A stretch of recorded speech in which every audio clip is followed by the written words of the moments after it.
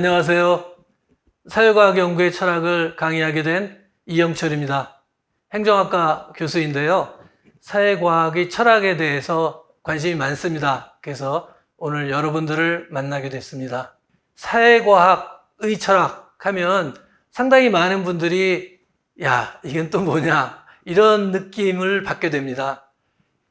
과학, 철학이라는 말 자체가 상당히 어렵다라는 느낌을 주고 철학 용어가 상당히 많이 나오기 때문에 상당히 생소한 용어, 어렵다는 느낌을 갖지 않을 수가 없습니다.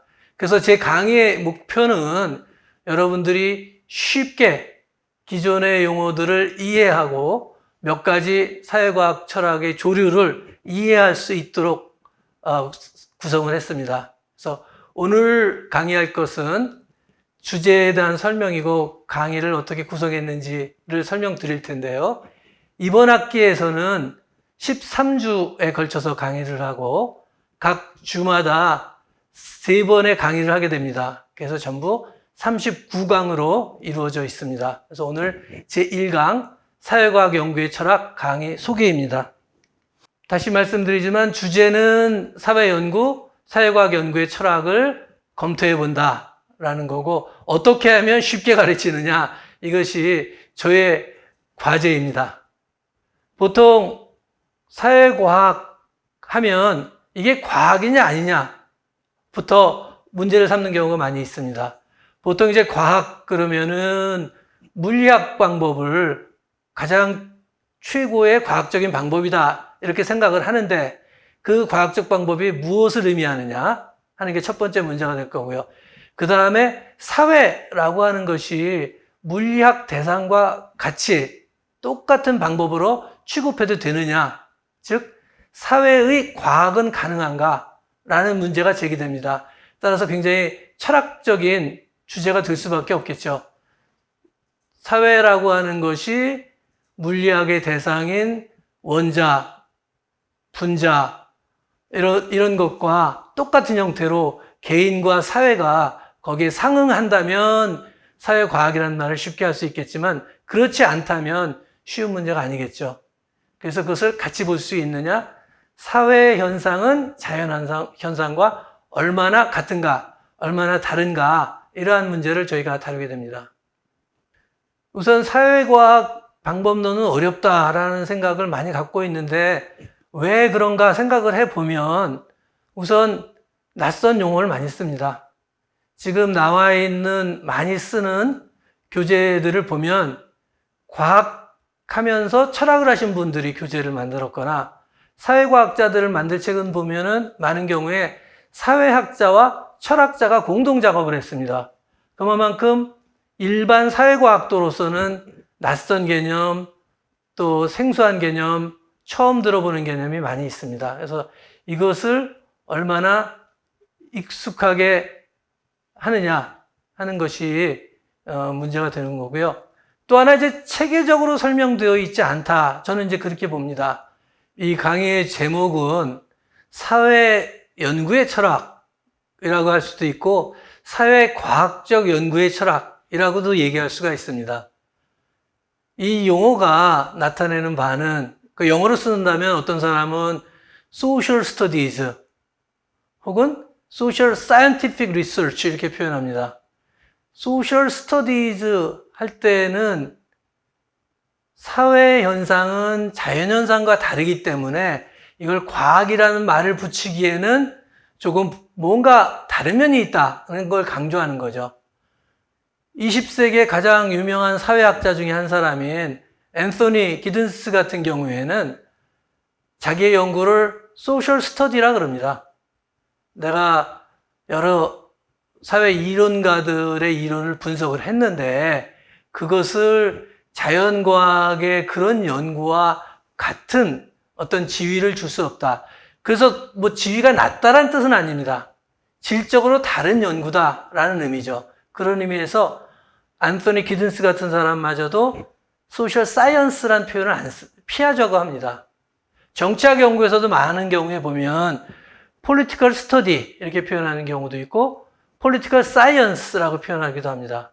주로 양적 연구를 많이 하시는 분들은 우리의 연구는 마치 자연과학자가 물리현상을 연구하는 것과 같이 그런 통계 방법, 그런 자연과학적 방법을 쓴다라고 해서 political science, 정치과학이라고 표현하고, 정치학 중에서도 제도를 연구하는 사람들은 제도라고 하는 것은 그렇게 우리가 그 전자나 원자, 분자를 연구하듯이 그렇게 연구될 수 있는 것은 아니다. 그래서 정치 연구, political study 이렇게 표현합니다. 제가 연구하는 행정학의 경우도 마찬가지입니다. 어떤 분들은 public administrative science, 행정과학이다 라고 해서 굉장히 과학화하는 것을 강조를 하고, 그렇지 않은 연구는 마치 신문기사, 저널리스틱한 연구인 것처럼 생각을 하는데, 오히려 행정학은 실제 행위에 대한 연구이기 때문에 행정 현상을 연구할 때는 행정과학이라는 연구보다 행정의 연구, Study of Public Administration이 더 적합한 용어다. 이렇게도 표현을 합니다. 그 다음에 과학적 연구, 과학적 탐구, 과학적 조사 연구, 이런 표현 혼용하기도 하지만 또 거기에 주어지는 의미는 조금씩 다릅니다. Scientific Study, Inquiry, Research라고 얘기할 때 Inquiry는 그야말로 자연과학자들이 자연의 본성을 파고든다. Inquiry니까 안으로 그 내용을 탐구한다. 이런 의미가 과학적 활동을 강조하는 의미가 들어가는 거고요. Scientific Research 그러면은 이건 주로 조사 연구에 해당하는 거죠. 그래서 여론조사를 한다. 이럴 때는 항상 research라고 씁니다. 그렇죠? 실질적인 자료를 연구하는 경우입니다. 그 다음에 이제 많은 경우 인문학에 가깝다고, 사회과학을 인문학에 가깝다고 생각하는 사람들은 그냥 social study 이렇게 씁니다. 이만큼 여기에 철학적인 배경이 깔려 있는 거고, 그렇기 때문에 더 어렵다 이렇게 말씀드릴 수가 있습니다. 여러분들이 사회과학 연구방법론 교재 펴보면 굉장히 여러 용어들이 나옵니다. 제가 여기 PPT에 있는 것처럼, 자료 화면에 있는 것처럼 실증주의, 또 논리실증주의, 그 다음에 거기에 반대하는 반실증주의, 그 다음에 실증주의 이후 탈실증주의를 주장하는 포스트 실증주의자들이 있죠. 그것과는 영 다른 맥락에서 해석주의가 있습니다. 해석주의는 실증주의적 방법, 사회를 자연과학처럼 연구하는 방법은 잘못되었다. 사회적 행위를 이해하는 데 가장 중요한 것은 그 사회를 구성하는 각 개인들이 사회적 행위를 하면서 사회적 행위에 부여하는 의미를 파악하는 것이 가장 중요하다. 따라서 해석주의는 실증주의를 반대하는 맥락에서, 반대한다라는 맥락에서 이해를 해야 제대로 이해할 수가 있습니다. 이걸 따로 떼어놔서 일군의 철학자들이 자기들이 새로운 것을 만든 것처럼 해석을 하게 된다면 잘못 이해하는 게 되겠습니다. 해석주의냐 구성주의냐, 이건 용어의 차이일 수도 있고 전통의 차이일 수도 있는데, 크게 보면 해석주의라고 쓰는 게 저는 이제 맞다라고 생각을 합니다. 비판 이론도 마찬가지죠. 기본적으로 실증주의에 대한 반대인데 크게 본다면 해석주의 전통에 속합니다. 그 다음에 이제 포스트 모더니즘, 여성주의, 이것도 기본적으로는 실증주의에 대한 반대를 하는 것이면서 크게 세 갈래로 나눈다면 해석주의 전통에 속한다 이렇게 말씀드릴 수 있고요. 비판적 실제주의는 어떤 사람은 이제 실증주의와 비판적 실제주의를 비교를 하기 때문에 실증주의 다음에 비판적 실제주의를 논의하는데, 실상은 시기적으로 보면 비판적 실제주의는 1970년대에 영국의 로이 바스카라고 하는 철학자가 주창을 하고 그 이후에 나왔기 때문에 하나의 학파로 형성된 것은 불과 한 40년뿐이 되지 않습니다. 그래서 논리적으로는 실증주의에 대한 비판적 실제주의를 얘기하는 것이 맞지만, 시기적으로는 실증주의, 해석주의, 비판적 실제주의를 논의하는 게 맞습니다. 그래서 이렇게 서로 대비되는 개념, 그 다음에 역사적 맥락, 시기적인 선후관계 등을 이해를 하면 여러분들이 이 복잡하게 보이는 열 몇 개 넘는 서로 다른 과학 철학의 사상을 잘 이해할 수 있겠습니다. 전통적으로 사회학 교과서를 펴면 제일 먼저 나오는 게 사회 실제론이나 사회 유명론이죠. 사회가 진짜 실제 하느냐? 사회는 단지 개인의 집합에 불과할 뿐 이름만이 있는 것이다. 그게 이제 사회 유명론에 해당하겠죠. 그 다음에 이제 개체주의, 전체주의. 영어로는 이제 individualism, holism인데 individualism은 여기선 개인주의가 아닙니다. 방법론으로서의 individualism이기 때문에 방법론적 methodological individualism, 거기다 방법론적 개체주의 이렇게 표현하기도 하고 그냥 없이도 individualism과 holism 쓰게 되면 이제 개체주의라고 이해를 하는 거죠. 이거는 사회 유명론의 입장하고 이론적인 연관성이 높겠죠. 개인이 사회를 구성하고 사회를 이해하는 데는 개인만 잘 이해하면 된다. 따라서 구성원 개체 중심으로 사회 이론을 형성하는 것입니다. 환원주의하고 개체주의하고 또 연결이 됩니다. 물론 이건 다른 맥락이지만 환원주의는 뭡니까? reduction to element가 되겠죠. 사회를 구성하는, 이론을 구성하는 핵심 요소를 가지고 그것을 가지고 설명을 하는 거죠. 굉장히 복잡해 보이지만 그 구성 요소의 결합이라고 사회 현상을 이해를 하고 그 구성 요소만 알면 전체를 알 수 있다라는 게 환원주의 입장이고, 발현이론, emergence theory는 이거를 창발성이라고 얘기도 하고, emergence하고 emergency하고는 이제 구분되죠. emerge 한다는 얘기는 구성 요소로부터 나타나는 새로운 현상이죠. 개인과 개인으로 사회가 연결되어 있지만 사회라는 집합체가 되면 개인에게서 볼 수 없는 현상이 나타납니다. 생물학자들이 많이 드는 예가 이제 흰개미 얘기죠. 개미들이 각자 자기 스스로 주어진 기능을 하는데 개미 무덤이 크게 생겨나면 그 개미 무덤은 개미 각각의 성질로는 설명할 수 없는 것이죠. 그것을 이제 창발성, 새로운 현상의 발현이다 이렇게 설명을 하는 거죠. 어쨌든 이것도 이제 다 연결 지어서 생각하면 설명을 듣게 되면 이해하기 쉽습니다. 그다음에 사례 중심 연구, 변수 중심 연구는 이제 기본적으로 1950년대, 60년대 서구 사회과학계에서 변수 중심으로 연구하는 것, 그것이 마치 과학적 연구고 그것만이 과학적 연구라고 생각을 했는데, 실은 인간의 몸을 다 세포로 나누어 놓는다고 해서 인간 전체를 이해할 수가 없습니다.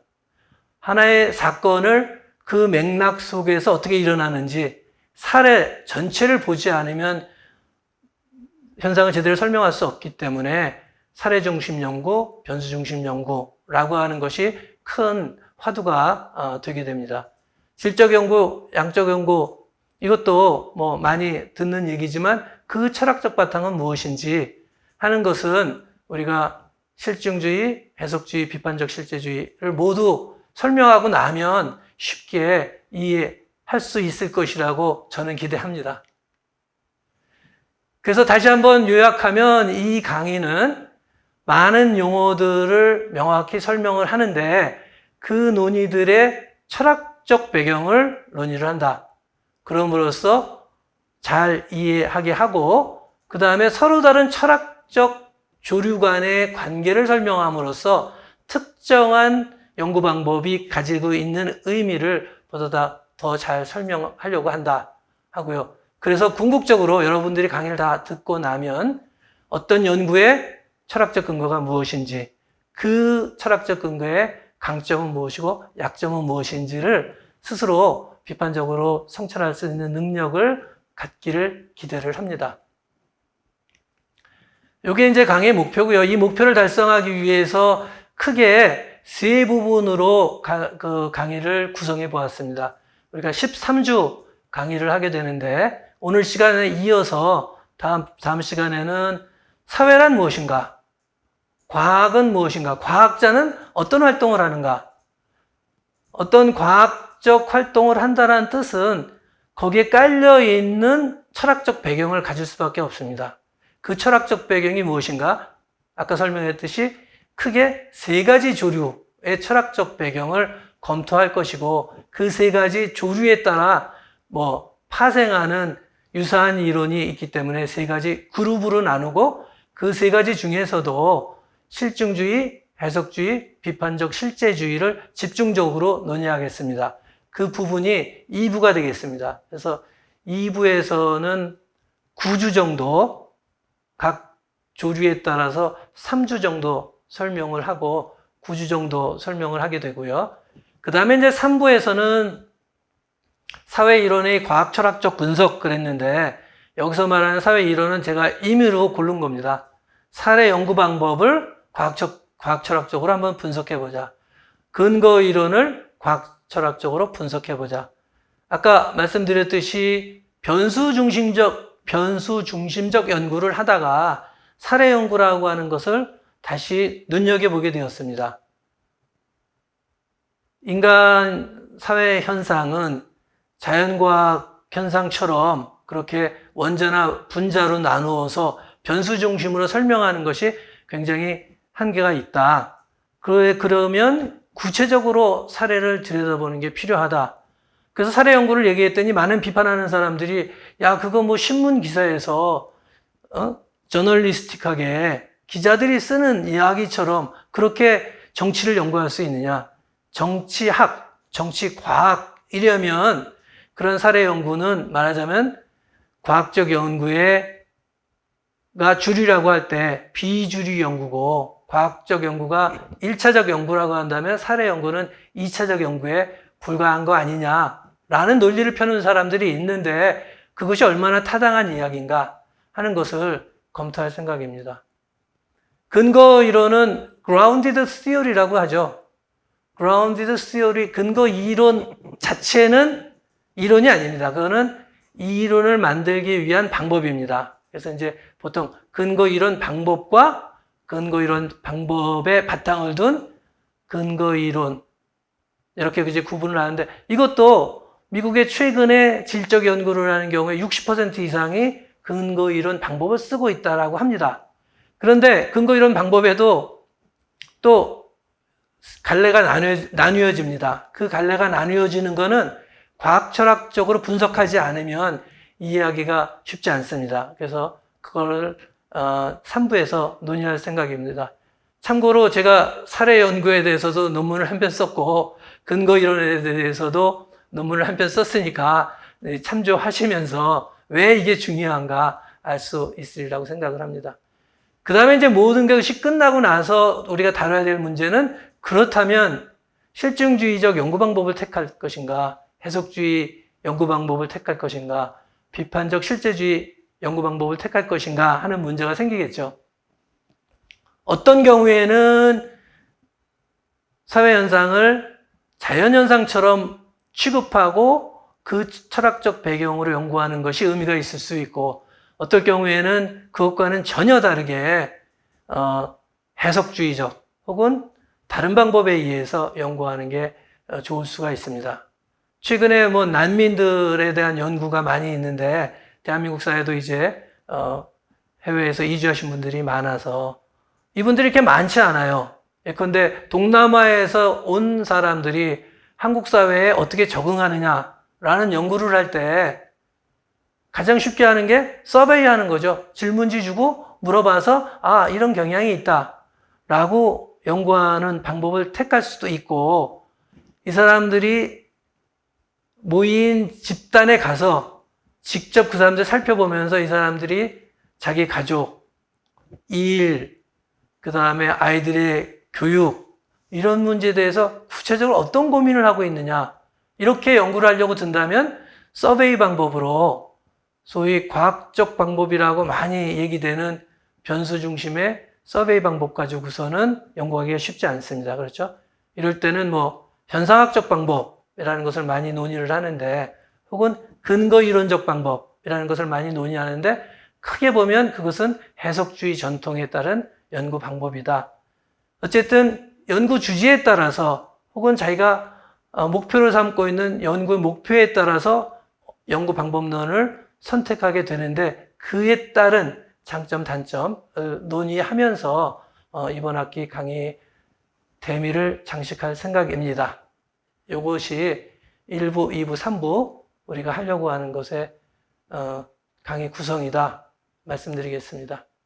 자, 이번 시간에는 사회과학 철학의 주제가 무엇인지에 대해서 얘기를 했고요. 그 다음에 전체 강의 구성이 어떻게 되는지를 설명을 했습니다. 굉장히 거창한 용어들, 거창한 철학의 논의가 되어서 좀 혼란스럽게 느끼시는 분도 있을 텐데, 다음 시간에는 계속 그 기초 편인데, 사회는 무엇인지, 과학 활동이라고 하는 것이 어떤 의미를 갖는지, 철학이 무엇인지를 다루도록 하겠습니다.